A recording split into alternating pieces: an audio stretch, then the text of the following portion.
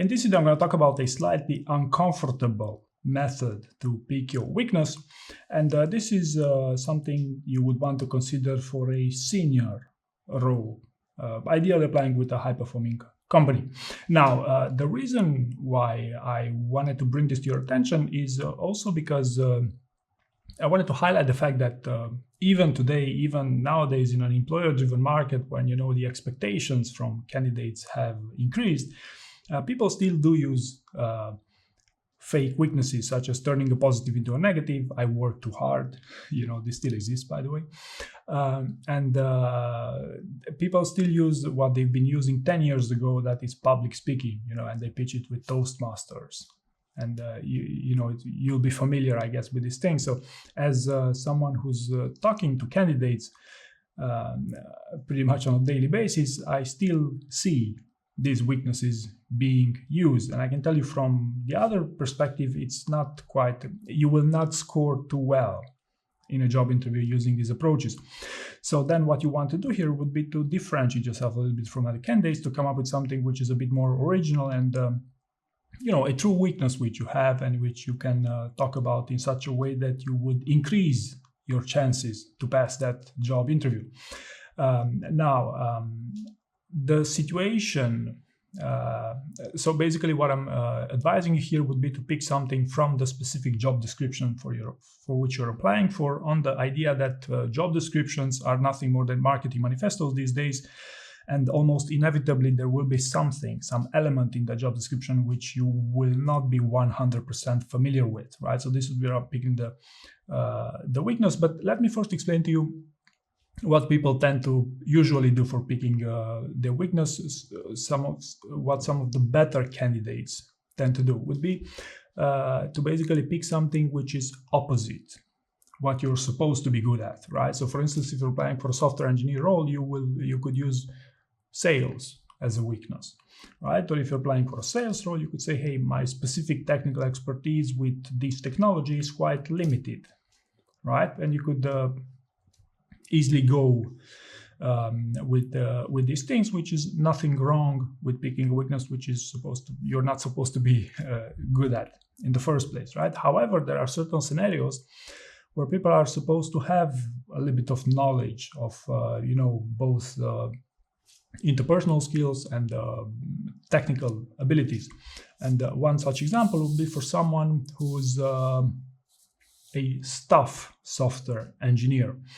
Basically, a staff software engineer is supposed to be both a great software developer, right, as well as the staff part, working with small teams of developers, right? So you're supposed to do a little bit of both interpersonal skills, but also your technical expertise. So what you're going to do in this case, right? Or another scenario for a director level role, or for a manager, senior manager type of role, you're supposed to know a bit on the technical side of many of these things, but also on the people side of many of things. So you cannot go the opposite way as something that this is generally recommended to pick your weakness.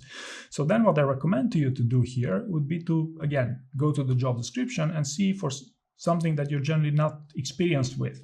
And a specific example of this being, for the case of this staff software engineer, they had tons of experience with a streaming platform with Kafka and with huge amounts of data. They're coming from the automotive industry. And they were applying for a role, actually two roles. One was on the advertising platforms of a major corporation. And the second one was for a fintech startup with financial services. So he had no specific experience in neither the advertising platforms or the financial services.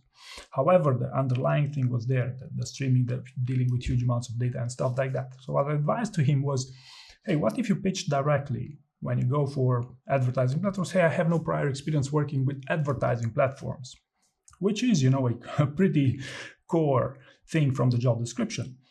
Because on the reasoning that if you're being upfront with the weakness you have, first and foremost, your interviewer might appreciate that. A skilled interviewer will appreciate that because they already knew that you're not familiar with advertising platforms from your CV. Because if you do have that, you will for sure tailor your CV to highlight exactly that, right? Second reason why this is super interesting is because, as I said in the beginning of the video, you will differentiate yourself from other candidates, because as an interviewer, I hear the same thing over and over again: the fake weaknesses, the turning a positive into a negative, and the public speaking, right?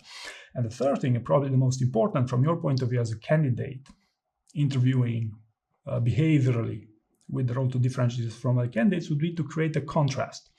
Because if you're upfront with something that is considered core, the advertising platforms, if you don't know about advertising, that you're basically not good for this role. But if you say, hey, yes, I'm not good exactly at that, however, I do have tremendous amounts of experience with working with huge amounts of data and essentially with the same thing, but in a different industry, right? Then you create a contrast, which will, differentiate yourself from other candidates, and will create a dramatic moment in the interview. And this dramatic, dramatization in your answers, this is some of the best, what some of the best candidates are able to do, and some of the best people bias the interviewers toward them to get the role, right? So the key here will be to pick something that you're generally not knowledgeable about from the job description, but prove your point that you have experience. It will be a minimal effort for you to ramp up your existing experience, which is very relevant for what you're supposed to be doing in your future role. And if you get the role, one of the first things you're going to do, you're going to learn what's this all about on the advertising platform, some specificity. And the same thing with financial services, right? So having experience in streaming large amounts of data, blah, blah, blah, securely for the automotive industry does give you a strong recommendation for being a great candidate for that role, even if you're not skilled within the financial services industry, right? Last but not least here, so I believe that the idea I'm trying to communicate is quite clear, is to be upfront with what you don't know about your CV and try to, from the job description rather, and to pitch it with a great example to prove your point that you will be able to easily ramp up on this, and you are actually interested, genuinely interested, to learn all that is to learn from that thing, and in a bit that your interviewer will appreciate what you're doing, because you differentiate yourself from other candidates. Now, last but not least, I wanted to explain to you why there is some reticence around people picking stuff from the job description which they're not familiar with, and talking about it being upfront in a job interview. The primary reason why you'd be skeptical about talking about this is because you lack confidence in your interviewing skills. Right? So people who lack, or you have lack of confidence in your ability to do the job even, right? But that's something deeper, which I won't get into in this video. But generally speaking, people don't have confidence in their interviewing skills, right? The definition of behavioral interview is that you use your past experiences, so you help your interviewer to predict your future experience on the job. Whereas this is a classic example. You pick that weakness and you pitch it with some of the best experiences you have, because they will always be your best stories that you pick to make a contrast, to make up for what you're missing from the job description. That's the best combination. Whereas if you don't have confidence in your interviewing skills or in your experiences, you will go the other way. You will try to fake it until you make it, right? And again, it's an option.